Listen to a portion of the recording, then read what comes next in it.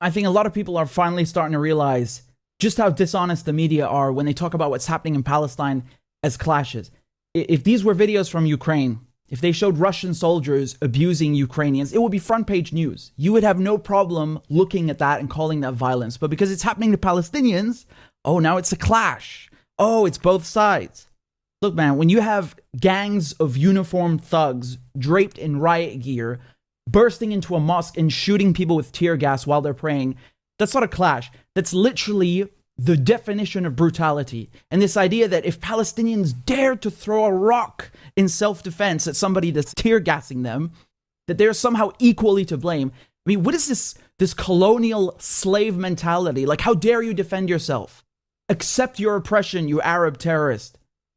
Man, I don't understand people who can sit there and watch an entire people being humiliated, subjugated, and ruthlessly oppressed every day by an occupying military force, and then attribute equal blame to unarmed Palestinian civilians. I mean, how morally bankrupt do you have to be to utter such a thing? Huh? To say that Palestinians living under Israeli occupation are just as guilty as the people colonizing them.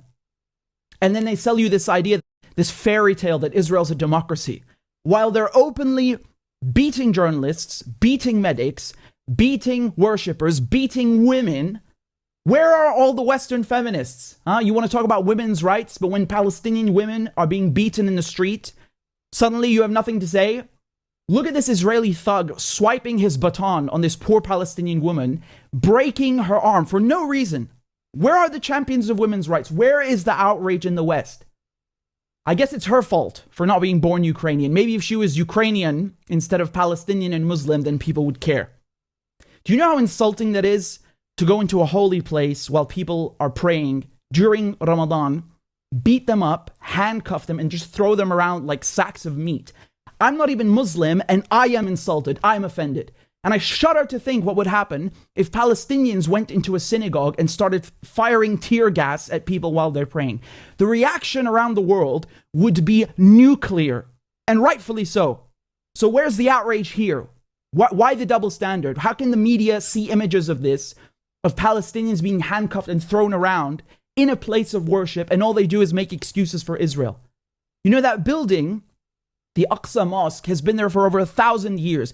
Look how they smashed the windows and the doors like it's some used car. And this is the second year in a row that the Israelis have done this. And the last time, a war broke out. You know, Palestinians are living 2-3 generations as refugees on their own land. They have no state, they have no equal rights, no armed forces.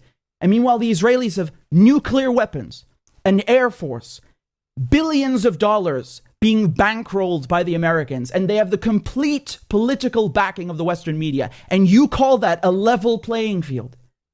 There is nothing about this that is even remotely comparable. Anybody calling this a clash or going, oh, it's complicated, is either clueless or being dishonest. And the media, they always have these colorful, creative ways to avoid saying that Israel is occupying Palestine. Oh, it's both sides being violent. Oh, there are tensions because it's Easter and Passover and Ramadan coinciding. No. Get one thing straight. There are no tensions between Muslims and Christians and Jews. There are only tensions between colonizers and the colonized. Get that straight.